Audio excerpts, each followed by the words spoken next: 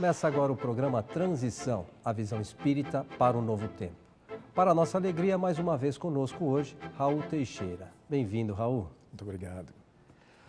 Raul, hoje, mais uma vez, vai nos auxiliar no esclarecimento de algumas questões encaminhadas pelos telespectadores. Raul, sendo Deus tão bondoso e justo, por que ele permite que tantas pessoas passem por tragédias, sendo elas boas ou más?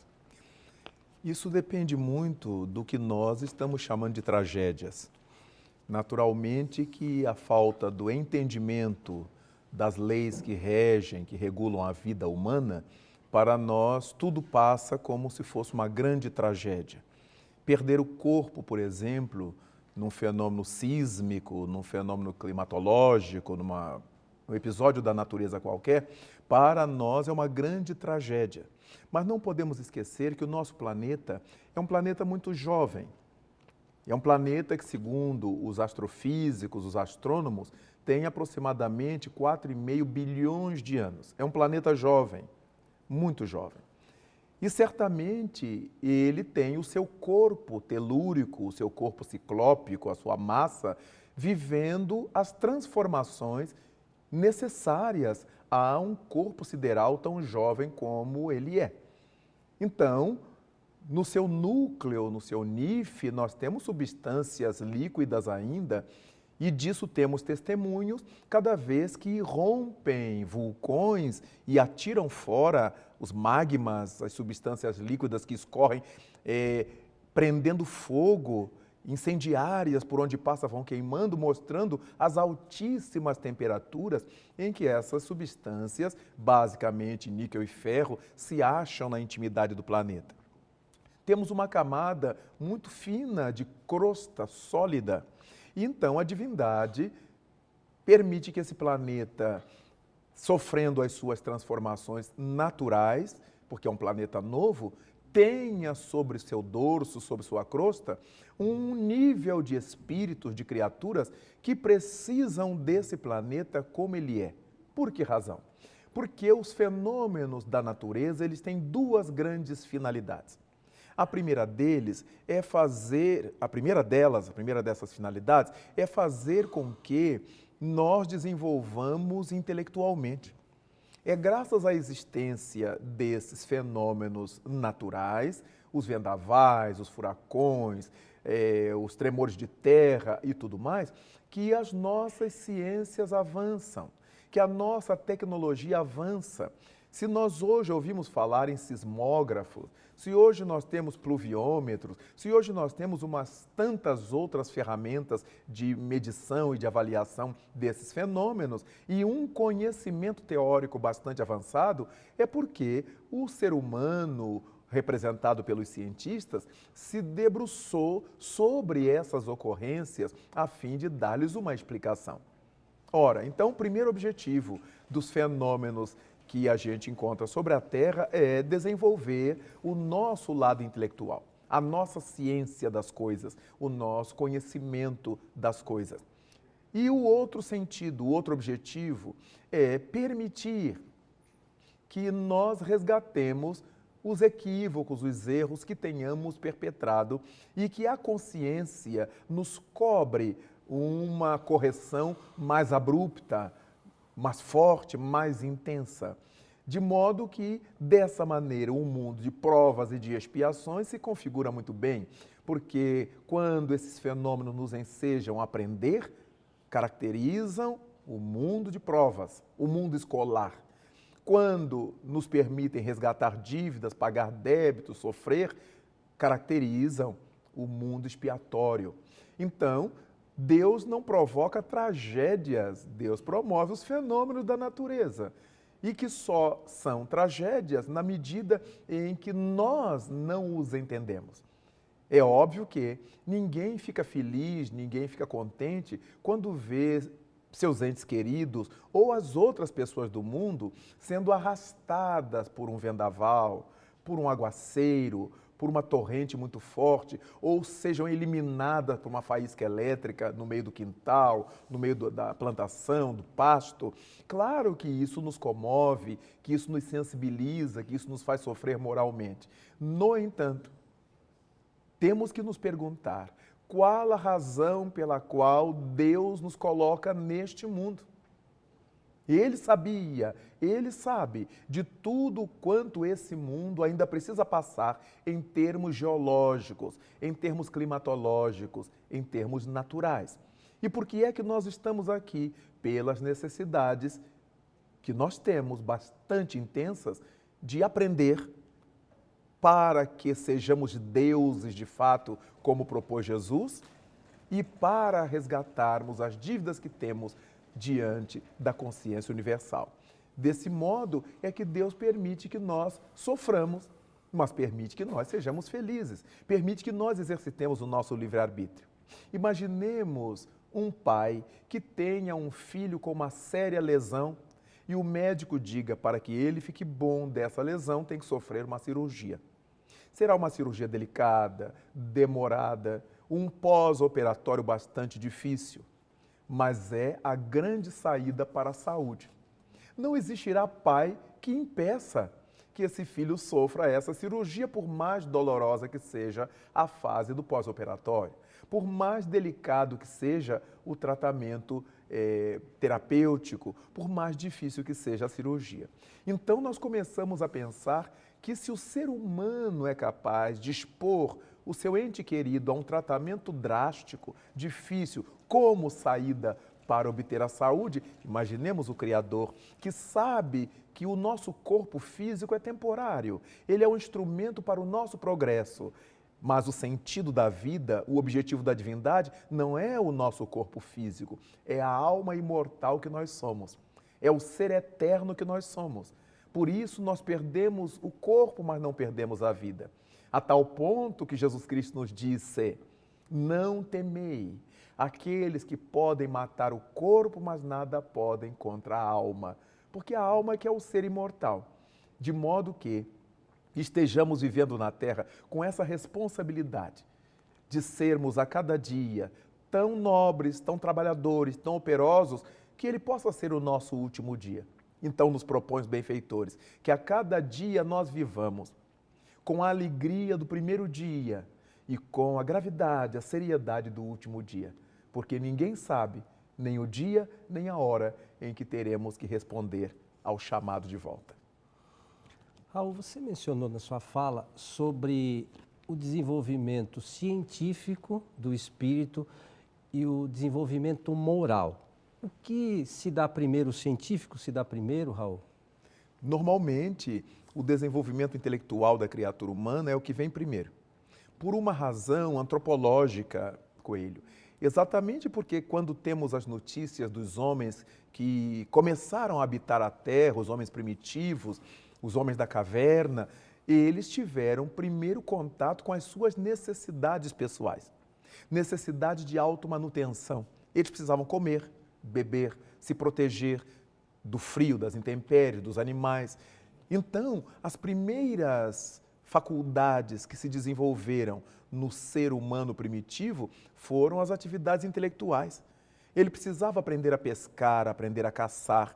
Ele tinha que avaliar a distância que o animal estava da sua flecha, da sua lança, que a ave estava da sua flecha, da sua lança, que o peixe estava dentro d'água. Ele teve que descobrir as leis da física que regem a ótica, porque o peixe que ele via num lugar não estava propriamente naquele lugar. Então, nós começamos a ver que todos os desenvolvimentos iniciais do homem primitivo no planeta foram em nível intelectual. Então, isso determinou que o desenvolvimento intelectual nascesse primeiro, viesse primeiro, por necessidade do ser humano de adaptação ao planeta. Após isto, então, é que começam a surgir os pensamentos reflexivos e nasce a concepção moral, o comportamento moral, que os gregos chamaram de comportamento ético, de procedimento ético, o lugar mental, o lugar psicológico onde nós nos situamos. a tal ponto que os gregos chegaram a chamar a ética de morada. Para eles, a ética também representava a morada, o lugar onde se vive, e em termos psicológicos não deixa de ser. Nós vivemos mentalmente dentro do contexto de moralidade que a gente admite, dentro do contexto ético que nós acatamos, de modo que a ética é de fato a nossa morada. Então, naturalmente, pensando nisto, nós desenvolvemos o lado intelectual primeiro. Quando no Livro dos Espíritos Allan Kardec indaga sobre isto, nós podemos achar isso lá na pergunta 780, quando ele quer saber se o homem se desenvolve ao mesmo tempo intelectualmente e moralmente. E os imortais dizem que não. O desenvolvimento moral não acompanha para e passo o progresso intelectual. Primeiro se dá o intelectual. Em seguida, o moral. Por que razão? Porque para que tenhamos progresso moral, nós temos que aprender a discernir, a distinguir, a fazer eleição, a separar o bom do mal, a saber o que é bom e o que é mal. Temos que ter juízo de valor e isso nós não conseguimos sem o conhecimento intelectual. Daí então é que antes de nós desenvolvermos o lado moral, nós desenvolvemos o nosso trato intelectual. Primeiro a gente sabe para depois fazer escolhas intelectualmente dignas e moralmente corretas. Quando Allan Kardec perguntou aos espíritos, em O Livro dos Espíritos, que ideia se pode fazer de moral, eles responderam: moral é a regra de bem proceder, isto é, a de distinguir o bem do mal. Quando o indivíduo já consegue distinguir o bem do mal, o certo do errado, o é do não é, ele já tem um desenvolvimento moral para poder fazer isto. De modo que as duas coisas são importantíssimas, o desenvolvimento intelectual e o desenvolvimento moral. Agora, hoje se a gente for se recordar aí dos últimos anos, a humanidade como um todo teve um desenvolvimento científico bastante grande. E o moral, nem tanto, né? Muitas pessoas reclamam ou encaminham e-mails falando sobre isso também, né? A gente vê que os problemas sociais parecem que se agravam a cada momento. Isso tem alguma coisa a ver com a transição planetária, o momento que a Terra vive, Raul? Isso tem a ver, sim, com o momento que a Terra vive, mas não é verdade que a questão moral esteja tão em segundo plano. A grande questão é que as mídias, de maneira geral, dão destaque ao mal, dão destaque ao escandaloso, dão destaque ao erro, àquilo que vende. E aquilo que vende é porque gera interesse nas pessoas, o escândalo. Se fala a respeito das crianças que são estupradas, que são violentadas. Todos os dias nós ouvimos isto, vemos isso em todos os aparatos das mídias. No entanto, ninguém cogita das famílias inumeráveis que adotam crianças, dos médicos que atendem de graça as crianças nos seus consultórios, do Dr. Pitangui, que abre a sua clínica no Rio de Janeiro para atender periodicamente as pessoas de graça, sem receber nada. O bem não tem valor. Ninguém dá notícia de um jovem favelado que estudou, que se formou, mas dá notícia do jovem favelado que usa drogas, que vende droga, que assalta na rua. Então vejamos que o problema não é que o bem não exista, é que o mal está muito destacado. Se aprendeu a glamorizar o mal de tal maneira que você não ouve mais notícias boas. E aí o que acontece? Quando alguém acha uma carteira de dinheiro e devolve, isso é notícia de televisão, isso é notícia de rádio, isso é notícia de jornal. O que deveria ser a regra virou a exceção. E as pessoas passaram a adotar o discurso: achado não é roubado, desde que o achado não tenha identificação. Mas o indivíduo acha uma carteira com o documento da pessoa, então ela sabe de quem é. Mas justifica-se por essa proposta materialista que está vigendo nessa atualidade do mundo. De maneira que o bem precisa se mostrar mais. Daí, quando se perguntou no Livro dos Espíritos, quando Allan Kardec pergunta aos Espíritos, na pergunta que recebeu o número 932, por que é que o mal avança tanto na Terra em prejuízo do bem, os espíritos responderam a algo muito interessante e curioso. Por culpa dos bons. Porque os maus, dizem ele, são ousados e intrigantes, enquanto os bons são tímidos. No dia que estes quiserem, preponderarão. E é isso que a gente vê. Quando nós queremos fazer uma coisa boa, a gente morre de vergonha. O que vão dizer de mim? Eu vou sair de noite, eu não posso mostrar, não posso dizer. Mas o indivíduo que faz o mal, ele assalta no meio do dia, bota todo mundo deitado no chão, ele prende todo mundo no banheiro, ele está pouco se lixando para a câmera que está filmando. Então, o mal é ousado e intrigante. E o bem é tímido. Então, nós verificamos que essa é uma realidade deste momento planetário. Nós estamos acompanhando só escândalos, só notícias perversivas, mas as coisas boas que estão acontecendo por aí.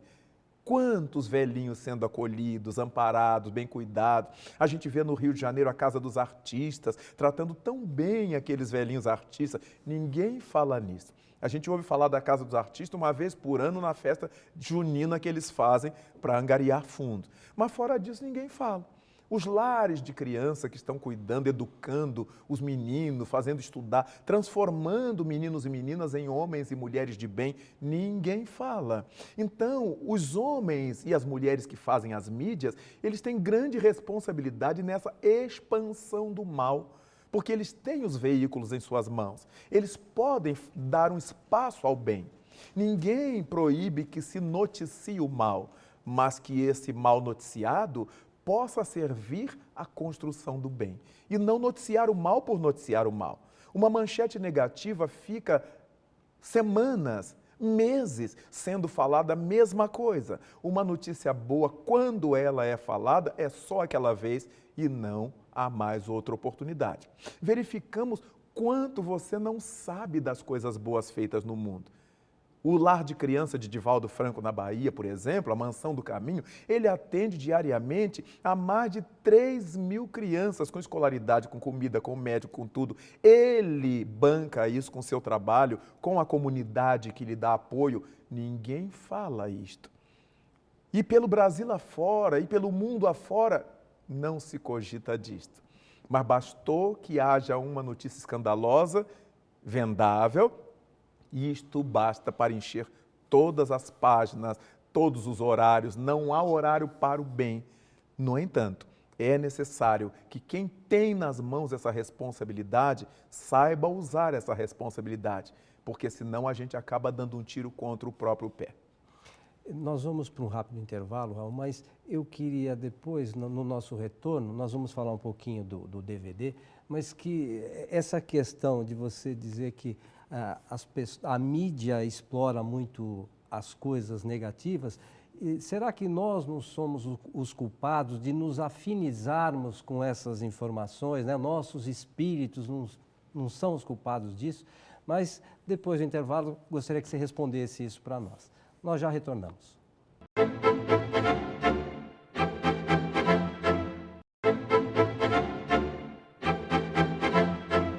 Estamos de volta com o programa Transição, a visão espírita para um novo tempo. Hoje com Raul Teixeira esclarecendo algumas questões, sempre com a visão espírita.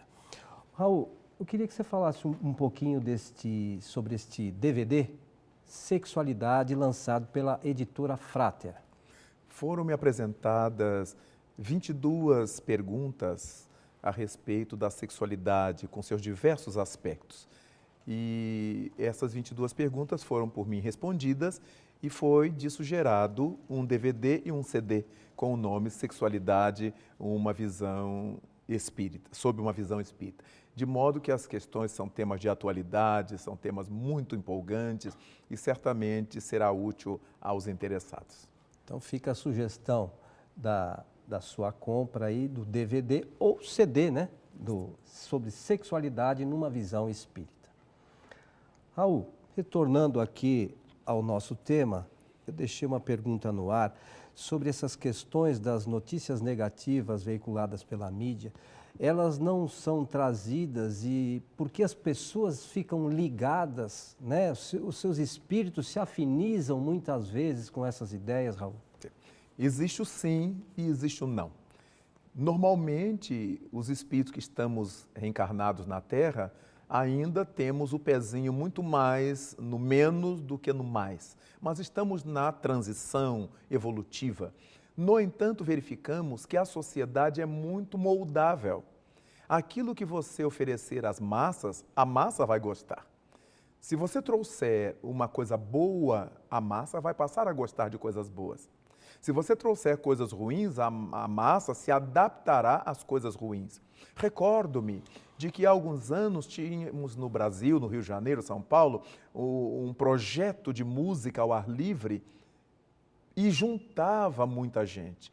Populações imensas, grupos enormes de pessoas para ouvir Isaac Karabchevsky, regendo a orquestra sinfônica brasileira e apresentando maravilhas do clássico, do popular, e o povo gostava. E não havia espaço mais que coubesse tanta gente.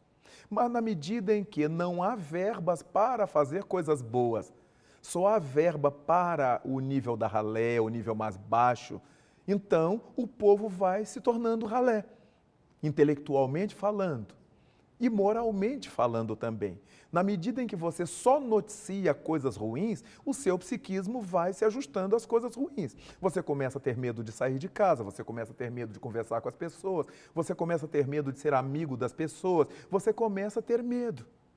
Na medida em que se oferecer às criaturas uma campanha de aproximar do outro, de ser fraterno, de ter segurança nas ruas, de saber dirigir bem, de dirigir com cuidado, agora nasce a campanha de você respeitar o pedestre. Então, são coisas boas que vão reeducando as comunidades.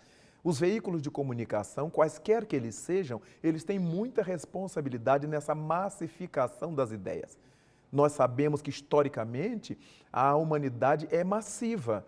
Então, se surge um líder ou uma liderança que joga a criatura para a esquerda, ela vai para a esquerda. Para a direita, ela vai para a esquerda, para a direita. Então, dessa maneira, nós precisamos aprender a usar o tempo de que dispomos na Terra para falar do mal que precise ser corrigido, mas para destacar o bem que necessita ser vivido. Ligada a essa questão ainda, isso é uma pergunta encaminhada também por um telespectador. Ele diz assim: por que tantas pessoas se preocupam tanto com a morte, Raul, na sua visão, é claro? Isso é muito natural, é muito esperado, porque nós somos dotados do chamado instinto de conservação. E a divindade nos dotou desse instinto de conservação exatamente para que nós pudéssemos cumprir o nosso papel aqui na Terra. Se nós não tivéssemos esse instinto de conservação, qualquer desgosto a gente deitaria e quereria morrer. Siga o enterro.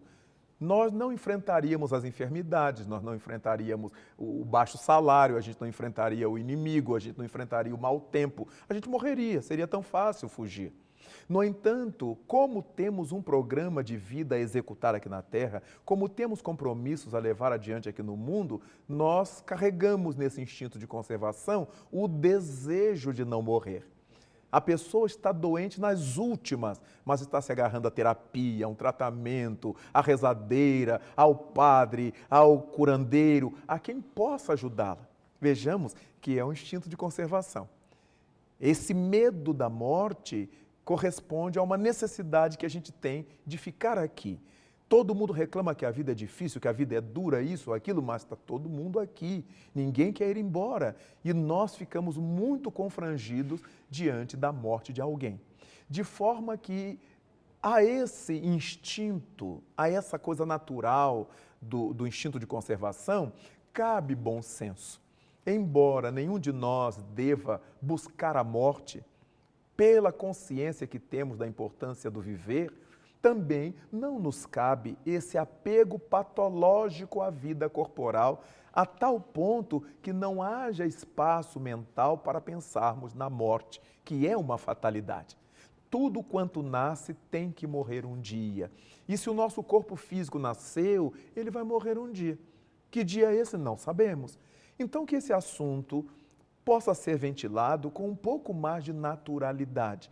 O que vai acontecendo é que, pelo fato de jamais se cogitar da morte, jamais se falar da desencarnação, as pessoas ficam desprevenidas e despreparadas.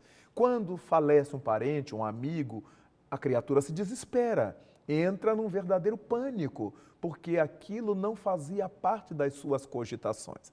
E, naturalmente, isso é prejudicial. É muito importante que eu lide com meu pai, com minha mãe, com meus filhos, meus irmãos, meus amigos, sabendo que um dia um de nós terá que ir. Possivelmente não vamos todos juntos num acidente coletivo, vá um de cada vez. E quem é que irá primeiro? Não sabemos. Para um pai é muito difícil ver um filho morrer. Mas para um filho também é muito difícil ficar sem seus pais, ficar órfão. Então a vida é toda assim. Nós sentimos sempre muita falta daqueles que partem da vida física, mas não podemos perder de vista que no mundo em que estamos e na realidade evolutiva nossa, a morte é uma necessidade da evolução. É uma característica do nosso estágio evolutivo. Não podemos imaginar o que seria de nós com 250 anos, com o corpo de 250 anos. Na medida em que vamos completando as décadas, vamos vendo como é que o corpo passa a sofrer, a ficar debilitado, a ter necessidade, a não responder mais a muitas coisas. Imaginemos esse envelhecimento continuado, nós iríamos nos sentir cada vez mais inativos, mais incapazes, mais impotentes. Isso seria uma infelicidade. Imaginemos-nos com 300 anos, 400 anos de idade, sem poder mais sair da cama, levantar, ter a nossa vida livre, dependendo de tudo e de todos. Então, a inteligência divina é perfeita. Chega a um ponto que o corpo já não nos serve mais, saímos dele para voltar à Terra com uma nova enxada, com um novo instrumental e seguir trabalhando no rumo da nossa evolução. Nós temos um vício que a gente chama de amor, que é o vício do apego. O apego nunca foi amor. O amor significa liberdade. Que a gente chore o passamento dos entes queridos, mas chore de saudade. Nunca de rebeldia, nunca de revolta e nem evocando esses mortos.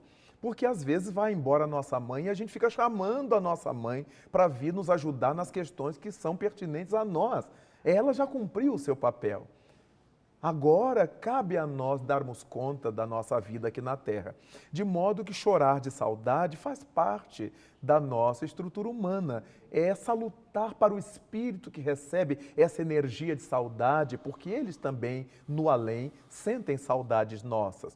No entanto, esse apego que faz com que a gente guarde as coisas do ente querido e todo dia chore em cima, e lamente, e se revolte, e se rebele, certamente nós estamos culpando, sem dizer e sem imaginar, estamos culpando o falecido pelo nosso sofrimento. Quanto mais nós damos vazão a este sofrimento exacerbado, exagerado aqui na Terra, jogamos essa energia sobre eles e com certeza os prejudicamos muito. Daí, em nome do amor, vale a pena que nós vamos nos recompondo aqui na Terra, reconstituindo a nossa vida. A gente chora de saudade, lembra deles, mentalmente dirige o nosso pensamento, conversa com eles em pensamento. Não é esquizofrenia, não é loucura, não. Nós podemos emitir nossos pensamentos, conversar com nossos entes queridos, dizer a eles do nosso amor, da nossa saudade, o quanto que eles nos fazem falta. Mas imaginar que eles também sentem carência de nosso afeto, da nossa ternura. Quanto mais profundos hajam sido esses vínculos, quanto mais fortes esses laços, mais um sente falta do outro. Mas isso não significa que nós vamos ficar choramingando